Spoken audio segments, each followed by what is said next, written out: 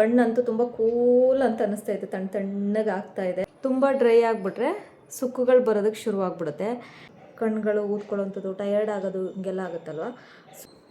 Dark circles ಇದ್ದರೆ, ಕಣ್ಣಿನ ಕೆಳಗಡೆ ಕಪ್ಪಾಗಿದ್ದರೆ, ಕಣ್ಣುಗಳು ಊದ್ಕೊಂಡಿದ್ರೆ, ತುಂಬ ಕಣ್ಣುಗಳು ಟಯರ್ಡ್ ಆಗಿದೆ ಅಂತ ಅನ್ನಿಸ್ತಾ ಇದ್ದರೆ, ಇವತ್ತು ಒಂದು ಒಳ್ಳೆ ರೆಮಿಡಿನ ಶೇರ್ ಮಾಡ್ತಾ ಇದ್ದೀನಿ.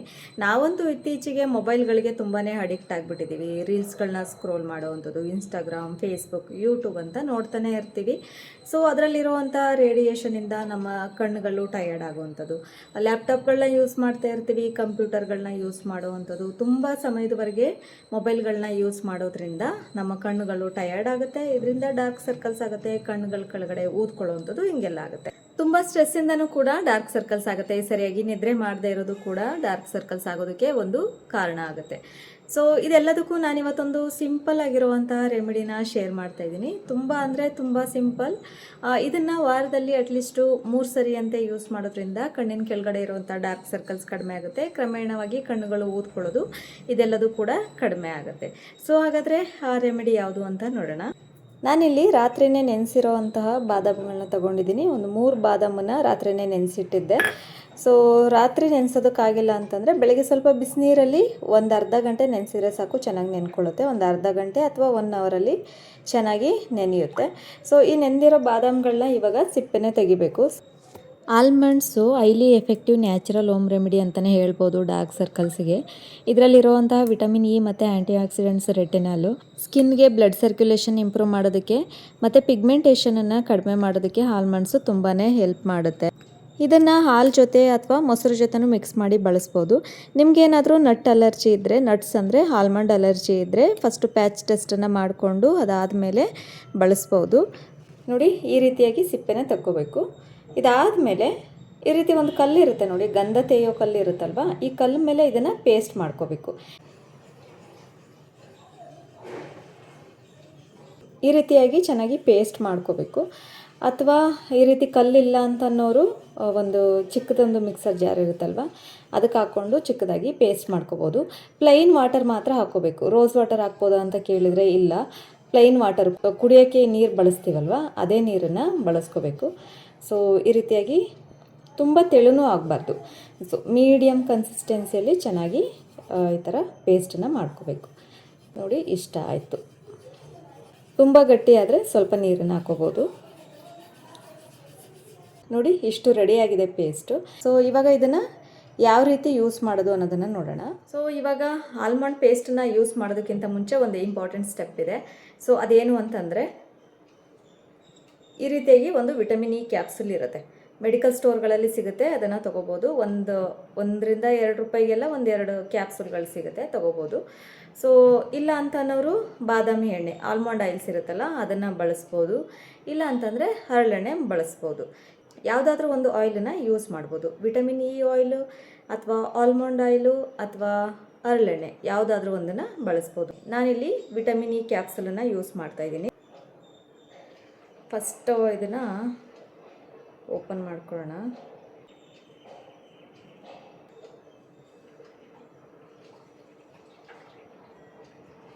ಒಂದು 2 ಡ್ರಾಪಷ್ಟು, 2 ಡ್ರಾಪಷ್ಟು ಸಾಕಾಗುತ್ತೆ.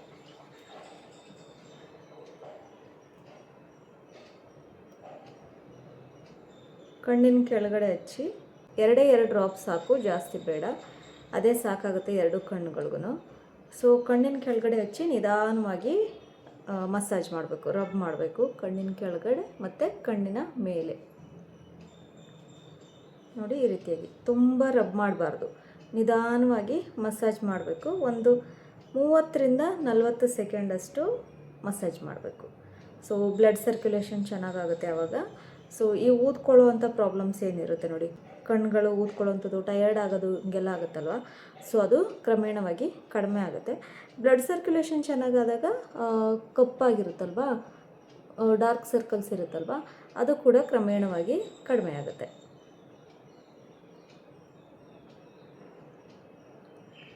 ಒಂದು 30 ರಿಂದ 40 ಸೆಕೆಂಡು ಚೆನ್ನಾಗಿ ನಿಧಾನವಾಗಿ ಮಸಾಜ್ ಮಾಡಬೇಕು. ಕಣ್ಣಿನ ಕೆಳಗಡೆ ತುಂಬ ಸೆನ್ಸಿಟಿವ್ ಸ್ಕಿನ್ ಇರುತ್ತೆ, ಸೊ ಹಾಗಾಗಿ ತುಂಬ ಜೋರಾಗಿ ಪ್ರೆಷರ್ ಹಾಕೋದು ಆ ರೀತಿ ಎಲ್ಲ ಮಾಡಬಾರ್ದು. ನಿಧಾನವಾಗಿ, ಎಷ್ಟು ನಿಧಾನ ಆಗುತ್ತೋ ಅಷ್ಟು ನಿಧಾನವಾಗಿ ರಬ್ ಮಾಡಬೇಕು, ತುಂಬ ಪ್ರೆಷರ್ ಹಾಕಬಾರ್ದು. ಸುಕ್ಕುಗಳು ಕಡಿಮೆ ಆಗುತ್ತೆ. ಈ ರೀತಿಯಾಗಿ ರೆಗ್ಯುಲರಾಗಿ ನೀವು ಆಯಿಲ್ ಅಪ್ಲೈ ಮಾಡಿ ಮಸಾಜ್ ಮಾಡೋದ್ರಿಂದ ಡಾರ್ಕ್ ಸರ್ಕಲ್ಸ್ ಮಾತ್ರ ಅಲ್ಲ, ಕಣ್ಣಿನ ಕೆಳಗಡೆ ರಿಂಕಲ್ಸ್ ಇರುತ್ತಲ್ವ, ಸೊ ಅದು ಕೂಡ ಕಡಿಮೆ ಆಗುತ್ತೆ. ಕಣ್ಣಿನ ಕೆಳಗಡೆ ಸುಕ್ಕುಗಳಿರುತ್ತಲ್ವ ಅದು ಕೂಡ ಕಡಿಮೆ ಆಗುತ್ತೆ.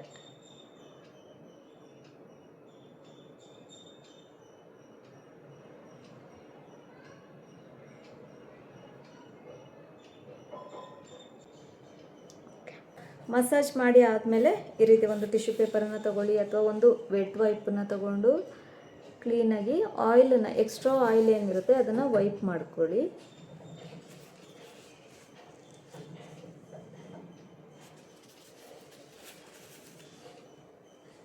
ಕ್ಲೀನಾಗಿ ವೈಪ್ ಮಾಡ್ಕೋಬೇಕು. ಅಥವಾ ವಾಶ್ ಮಾಡ್ಕೋತೀನಿ ಅಂತಂದ್ರೂ ವಾಶ್ ಮಾಡ್ಕೋಬೋದು. ನಾರ್ಮಲ್ ವಾಟರಿಂದ ಕ್ಲೀನಾಗಿ ವಾಶ್ ಮಾಡ್ಕೋಬೋದು.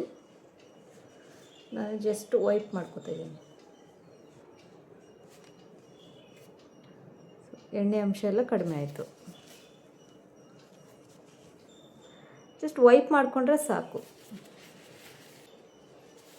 ಸೊ ಇವಾಗ ನೆಕ್ಸ್ಟ್ ಸ್ಟೆಪ್ಪು, ನಾವೇನು ಬಾದಾಮ್ ಪೇಸ್ಟನ್ನು ರೆಡಿ ಮಾಡಿ ಇಟ್ಕೊಂಡಿದ್ವಲ್ಲ, ಈ ಪೇಸ್ಟನ್ನು ಅಪ್ಲೈ ಮಾಡಬೇಕು.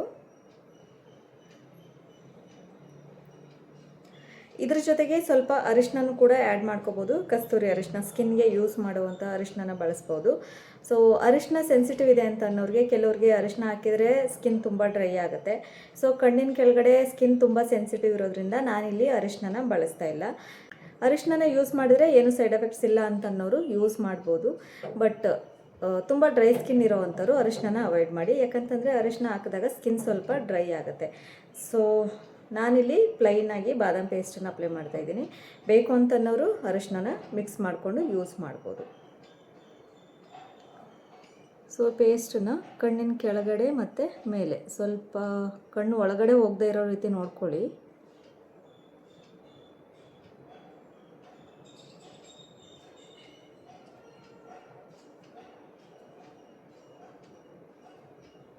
ಒಂದು ತಿಕ್ ಲೇಯರಾಗಿ ಅಪ್ಲೈ ಮಾಡಬೇಕು.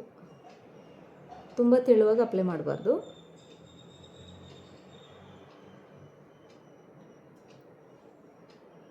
ಮೇಲೇನು, ಕಣ್ಣಿನ ಮೇಲೇನು ಅಪ್ಲೈ ಮಾಡಬೇಕು. ಅಂಡರ್ ಐಸ್ ಮಾತ್ರ ಬ್ಲ್ಯಾಕ್ ಇದೆ ಅಂತಂದರೆ ಅಲ್ಲಿಗೆ ಮಾತ್ರ ಅಪ್ಲೈ ಮಾಡಿ. ಇಲ್ಲ ಪೂರ್ತಿ ಅಂಡರ್ ಐ ಮತ್ತು ಮೇಲೇನು ಬ್ಲ್ಯಾಕ್ ಇದೆ ಅಂತಂದರೆ ಎರಡು ಕಡೆನೂ ಅಪ್ಲೈ ಮಾಡ್ಬೋದು.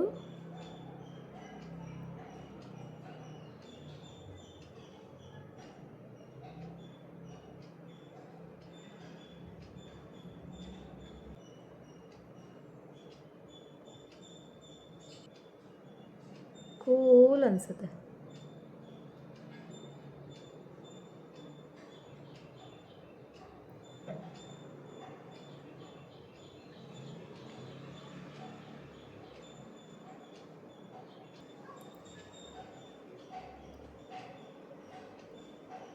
ತುಂಬ ತೆಳುವಾಗಿ ಅಪ್ಲೈ ಮಾಡೋದು ಬೇಡ. ಒಂದು ಮೀಡಿಯಮ್ ಟು ಥಿಕ್ ಲೇಯರಾಗಿ ಅಪ್ಲೈ ಮಾಡಿ. ಇದರಿಂದ ಬೇಗ ಡ್ರೈ ಆಗೋದು ಕಡಿಮೆ ಆಗುತ್ತೆ. ಸೊ ನೀವು ತಿನ್ ಲೇಯರಾಗಿ ಅಪ್ಲೈ ಮಾಡಿಬಿಟ್ರೆ ಬೇಗ ಡ್ರೈ ಆಗಿಬಿಡುತ್ತೆ ಮತ್ತು ಸ್ಕಿನ್ ತುಂಬ ಡ್ರೈ ಆಗಿಬಿಡುತ್ತೆ, ಟೈಟ್ ಆಗುತ್ತೆ, ಸ್ಕಿನ್ ಡ್ರೈ ಆಗುತ್ತೆ. ಸೊ ಸ್ವಲ್ಪ ದಪ್ಪ ಲೇಯರಾಗಿ ಅಪ್ಲೈ ಮಾಡಬೇಕು. ಈ ಪ್ಯಾಕನ್ನು 10ರಿಂದ 15 ನಿಮಿಷ ಬಿಟ್ಟು ವಾಶ್ ಮಾಡ್ಬೋದು. ಅಥವಾ ಬೇಗ ಏನಾದರೂ ಡ್ರೈ ಆದರೆ ನಿಮಗೆ ಬೇಗನೆ ವಾಶ್ ಮಾಡ್ಕೋಬೋದು. ತುಂಬ ಡ್ರೈ ಆಗೋದಕ್ಕೆ ಬಿಡಬೇಡಿ, ಸ್ವಲ್ಪ ತೇವ ಇದ್ದಾಗಲೇ ವಾಶ್ ಮಾಡ್ಕೋಬೇಕು. ಸೊ ಇವಾಗ ನಾನು ಒಂದು 10 ಮಿನಿಟ್ಸ್ ಅಷ್ಟು ಬಿಡ್ತೀನಿ, ಅದಾದಮೇಲೆ ವಾಶ್ ಮಾಡ್ತೀನಿ. ಡಾರ್ಕ್ ಸರ್ಕಲ್ಸ್ ಬರೋದನ್ನು ಪ್ರಿವೆಂಟ್ ಮಾಡೋದು ಹೇಗೆ ಅಂತಂದರೆ ಚೆನ್ನಾಗಿ ನೀರು ಕುಡಿಬೇಕು. ಚೆನ್ನಾಗಿ ನೀರು ಕುಡಿದಾಗ ಸ್ಕಿನ್ ಹೈಡ್ರೇಟ್ ಆಗಿರುತ್ತೆ. ಡಾರ್ಕ್ ಸರ್ಕಲ್ಸ್ ಬರೋದನ್ನು ಆದಷ್ಟು ಪ್ರಿವೆಂಟ್ ಮಾಡ್ಬೋದು. ಸೊ ಇನ್ನು ಒಂದು, ಚೆನ್ನಾಗಿ ನಿದ್ರೆ ಮಾಡಬೇಕು. ದಿನಕ್ಕೆ 7ರಿಂದ 8 ಅವರ್ಸ್ ಚೆನ್ನಾಗಿ ನಿದ್ರೆನ ಮಾಡಬೇಕಾಗುತ್ತೆ. ನಿದ್ರೆನ ಚೆನ್ನಾಗಿ ಮಾಡಿದಾಗ ಡಾರ್ಕ್ ಸರ್ಕಲ್ಸ್ ಬರೋದು ಕಡಿಮೆ ಆಗುತ್ತೆ. ಇನ್ನೊಂದು, ಸ್ಟ್ರೆಸ್ಸನ್ನು ಕಡಿಮೆ ಮಾಡ್ಕೋಬೇಕು. ಸ್ಟ್ರೆಸ್ ಜಾಸ್ತಿ ಇರೋರಲ್ಲಿ ನೀವು ನೋಡಿರ್ಬೋದು, ಅವ್ರಿಗೆ ಜಾಸ್ತಿ ಡಾರ್ಕ್ ಸರ್ಕಲ್ಸ್ ಇರುತ್ತೆ. ಆದಷ್ಟು ಮೊಬೈಲ್ಗಳನ್ನ ಯೂಸ್ ಮಾಡೋದನ್ನು ಅವಾಯ್ಡ್ ಮಾಡಬೇಕು. ಅವಶ್ಯಕತೆ ಇದ್ದರೆ ಅಷ್ಟೇ ಮೊಬೈಲ್ಗಳನ್ನ ಯೂಸ್ ಮಾಡಬೇಕಾಗುತ್ತೆ. ನಾವು ಯಾವಾಗಲೂ ಮೊಬೈಲ್ ಸ್ಕ್ರೀನ್ಗಳನ್ನ ನೋಡ್ತಾ ಇರೋದು, ರೀಲ್ಸ್ ನೋಡ್ತಾ ಇರೋದು, ಮೊಬೈಲ್ಗಳನ್ನ ಅನ್ನೆಸರಿ ಅವಶ್ಯಕತೆ ಇಲ್ಲದೇ ಸುಮ್ಮನೆ ನೋಡ್ತಾ ಇರೋದ್ರಿಂದ ನಮ್ಮ ಕಣ್ಣುಗಳಿಗೆ ಟಯರ್ಡ್ ಆಗುತ್ತೆ. ಇದರಿಂದ ಡಾರ್ಕ್ ಸರ್ಕಲ್ಸ್ ಆಗುವಂಥದ್ದು. ಅವಶ್ಯಕತೆ ಇದ್ದಲ್ಲಿ ಮಾತ್ರ ಮೊಬೈಲ್ಗಳನ್ನ ಬಳಸಿ ಅಂತ ಹೇಳ್ತೀನಿ. ಕೆಲವರಲ್ಲಿ ಬೆಳಗ್ಗೆಯಿಂದ ಸಂಜೆ ತನಕ ಲ್ಯಾಪ್ಟಾಪಿಂದನೇ ಕೆಲಸ ಮಾಡುವಂಥದ್ದು ಇರುತ್ತೆ, ಕಂಪ್ಯೂಟರ್ ಸಿಸ್ಟಮ್ ಮುಂದೆನೇ ಕೂತು ಕೆಲಸ ಮಾಡುವಂಥದ್ದು ಇರುತ್ತೆ. ಸೊ ಅಂಥವರು ಒಂದು ಅರ್ಧ ಗಂಟೆಗೆ ಒಂದ್ಸರಿ ಕಣ್ಣುಗಳನ್ನು ಒಂದು 10 ಸೆಕೆಂಡಷ್ಟು ಕಣ್ಣುಗಳನ್ನ ಮುಚ್ಚುವಂಥದ್ದು, ಆ ಕಡೆ ಈ ಕಡೆ ನೋಡುವಂಥದ್ದು, ಈ ರೀತಿ ಎಕ್ಸಸೈಸ್ಗಳನ್ನ ಮಾಡ್ಕೊಳ್ಳೋದ್ರಿಂದ ಆದಷ್ಟು ಡಾರ್ಕ್ ಸರ್ಕಲ್ಸನ್ನು ಕಡಿಮೆ ಮಾಡ್ಬೋದು. ಒಂದು ಚೆನ್ನಾಗಿ ನೀರು ಕುಡಿಬೇಕು, ಚೆನ್ನಾಗಿ ನಿದ್ರೆ ಮಾಡಬೇಕು, ಆದಷ್ಟು ಅವಶ್ಯಕತೆ ಇದ್ದಲ್ಲಿ ಮಾತ್ರ ಮೊಬೈಲ್ಗಳನ್ನ ಬಳಸುವಂಥದ್ದು. ಸೊ ಸಿಸ್ಟಮ್ ಮುಂದೆ ಕೂತು ಕೆಲಸ ಮಾಡುವಂಥವ್ರಿಗೆ ಅರ್ಧ ಗಂಟೆಗೆ ಒಂದ್ಸರಿ ನಮ್ಮ ಕಣ್ಣುಗಳನ್ನ ಮುಚ್ಚುವಂಥದ್ದು, ಎಕ್ಸಸೈಸ್ಗಳನ್ನ ಮಾಡುವಂಥದ್ದು, ಈ ರೀತಿ ಮಾಡಿಕೊಂಡ್ರೆ ಆದಷ್ಟು ನಾವು ಡಾರ್ಕ್ ಸರ್ಕಲ್ಸ್ ಆಗೋದನ್ನು ಪ್ರಿವೆಂಟ್ ಮಾಡ್ಬೋದು. 10 ಮಿನಿಟ್ಸ್ ಆಯಿತು, ಸ್ವಲ್ಪ ಡ್ರೈ ಆಗಿದೆ.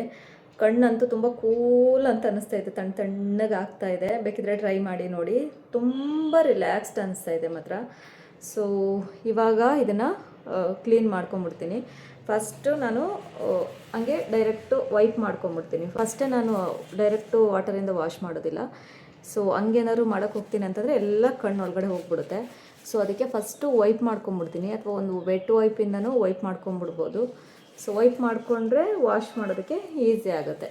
ಇಲ್ಲ ಅಂತಂದರೆ ಡೈರೆಕ್ಟು ವಾಶ್ ಮಾಡೋಕ್ಕೆ ಹೋಗ್ತೀನಿ ಅಂತಂದರೆ ಕಣ್ಣೊಳಗಡೆ ಹೋಗುವಂಥದ್ದು, ಇಲ್ಲ ಮುಖಕ್ಕೆಲ್ಲ ಸ್ಪ್ರೆಡ್ ಆಗೋದು, ಹಿಂಗೆಲ್ಲ ಆಗುತ್ತಲ್ವ. ಸೊ ಅದಕ್ಕೆ ಇಷ್ಟು ಫಸ್ಟು ಕ್ಲೀನ್ ಮಾಡ್ಕೊಂಬಿಡ್ತೀನಿ. ನೋಡಿ, ಜಸ್ಟ್ ಕ್ಲೀನ್ ಆಯಿತು. ಎಷ್ಟು ತೇವ ಇದ್ದರೆ ಸಾಕು, ತುಂಬ ಡ್ರೈ ಆಗೋ ತನಕ ಬಿಡಬಾರ್ದು. ಸೊ ಇವಾಗ ಕ್ಲೀನ್ ಆಯಿತು, ವಾಶ್ ಮಾಡ್ಕೊಂಬಂದ್ಬಿಡ್ತೀನಿ. ತುಂಬ ಡ್ರೈ ಆಗಿಬಿಟ್ರೆ ಸುಕ್ಕುಗಳು ಬರೋದಕ್ಕೆ ಶುರುವಾಗ್ಬಿಡುತ್ತೆ. ತುಂಬ ಡ್ರೈ ಆಗೋದಕ್ಕೆ ಬಿಡದೆ ಸ್ವಲ್ಪ ವೆಟ್ಟಿದ್ದಾಗೇ ಕ್ಲೀನ್ ಮಾಡ್ಕೊಂಬಿಡ್ಬೇಕು. ಸೊ ವಾಶ್ ಮಾಡಿದಾಯಿತು ಇಷ್ಟಾಗಿ. ಸೊ ಇಷ್ಟಾಯಿತು. ಇದಾದಮೇಲೆ ಏನು ಮಾಡಬೇಕು ನೆಕ್ಸ್ಟ್ ಅಂತಂದರೆ, ಏನು ಮಾಡೋದು ಬೇಡ, ಹಾಗೆ ಬಿಟ್ಬಿಡ್ಬೇಕು. ಇನ್ನು ರಾತ್ರಿ ಟೈಮ್ ಮಲಗೋವಾಗ ಡೈಲಿ ನೀವು ಆಯಿಲನ್ನು ಅಪ್ಲೈ ಮಾಡುವಂಥದ್ದು. ಬಾದಾಮಿ ಎಣ್ಣೆ ಇದ್ದರೆ ಇನ್ನೂ ಒಳ್ಳೆಯದು. ಬಾದಾಮಿ ಎಣ್ಣೆನ ಡೈಲಿ ಮಲಗೋದಕ್ಕಿಂತ ಮುಂಚೆ 2 ಡ್ರಾಪ್ ಅಷ್ಟು, ಈ ಕಡೆ 1 ಡ್ರಾಪು, ಈ ಕಡೆ 1 ಡ್ರಾಪ್ ಅಷ್ಟು ಅಪ್ಲೈ ಮಾಡಿ ಜಸ್ಟ್ ಒಂದು 30 ಸೆಕೆಂಡಷ್ಟು ಮಸಾಜ್ ಮಾಡಿ ಹಾಗೆ ರಿಲ್ಯಾಕ್ಸ್ ಮಾಡುವಂಥದ್ದು, ರಾತ್ರಿ ಹಾಗೆ ಮಲಗುವಂಥದ್ದು. ಇದನ್ನು ಪ್ರತಿದಿನ ಮಾಡ್ಬೋದು. ಆಯಿಲ್ ಅಪ್ಲೈ ಮಾಡೋದನ್ನು ಮಾತ್ರ ಡೈಲಿ ನೈಟ್ ಮಾಡಬೇಕು, ನೆಕ್ಸ್ಟ್ ಮಾರ್ನಿಂಗ್ ವಾಶ್ ಮಾಡ್ಕೊಳ್ಳುವಂಥದ್ದು. ಸೊ ಇದು ಆಯಿಲ್ ಅಪ್ಲೈ ಮಾಡೋದನ್ನು ರೆಗ್ಯುಲರಾಗಿ ಡೈಲಿ ರಾತ್ರಿ ಮಾಡಬೇಕು. ಬೆಟರ್ ಅಂತಂದರೆ ಆಲ್ಮಂಡ್ ಆಯಿಲ್ ಇದ್ದರೆ ಆಲ್ಮಂಡ್ ಆಯಿಲನ್ನು ಬಳಸಿ, ಅದು ತುಂಬ ಚೆನ್ನಾಗಿ ರಿಸಲ್ಟ್ ಕೊಡುತ್ತೆ. ಸೊ ಇಲ್ಲ ಅಂತನೋರು ವಿಟಮಿನ್ ಇ ಆಯಿಲನ್ನು ಯೂಸ್ ಮಾಡುವಂಥದ್ದು, ಅಥವಾ ಹರಳೆಣ್ಣೆನ ಯೂಸ್ ಮಾಡುವಂಥದ್ದು. ಸೊ ಯಾವುದಾದ್ರೂ ಈ 3ರಲ್ಲಿ ಯಾವುದಾದ್ರೂ ಒಂದು ಎಣ್ಣೆನ ಅಪ್ಲೈ ಮಾಡಿ ಮಸಾಜ್ ಮಾಡಿ ನೆಕ್ಸ್ಟ್ ಮಾರ್ನಿಂಗ್ ವಾಶ್ ಮಾಡ್ಬೋದು. ನಾನು ಪ್ಯಾಕ್ ಏನು ತೋರಿಸ್ದೆ ಆ ಪ್ಯಾಕನ್ನು ವಾರಕ್ಕೆ 2 ಸರಿ ಯೂಸ್ ಮಾಡಿದರೆ ಸಾಕು. 2 ಸರಿ ಅಥವಾ 3 ಸರಿ ಯೂಸ್ ಮಾಡಿದರೆ ಸಾಕಾಗುತ್ತೆ. ಪ್ಯಾಕನ್ನು ರೆಗ್ಯುಲರಾಗಿ ಪ್ರತಿದಿನ ಬಳಸಬಾರ್ದು. ಸೊ ಇದಿಷ್ಟನ್ನು ನೀವು ಫಾಲೋ ಮಾಡಿ, ನಿಮಗೆ ಖಂಡಿತವಾಗ್ಲೂ ಕಡಿಮೆ ಸಮಯದಲ್ಲೇ ನಿಮಗೆ ರಿಸಲ್ಟ್ ಸಿಗುತ್ತೆ. ಸೊ ಇವತ್ತಿನ ವಿಡಿಯೋ ಇಷ್ಟ ಆದರೆ ಪ್ಲೀಸ್ ಲೈಕ್ ಮಾಡಿ, ಶೇರ್ ಮಾಡಿ, ಸಬ್ಸ್ಕ್ರೈಬ್ ಮಾಡೋದನ್ನು ಮಾತ್ರ ಮರಿಬೇಡಿ.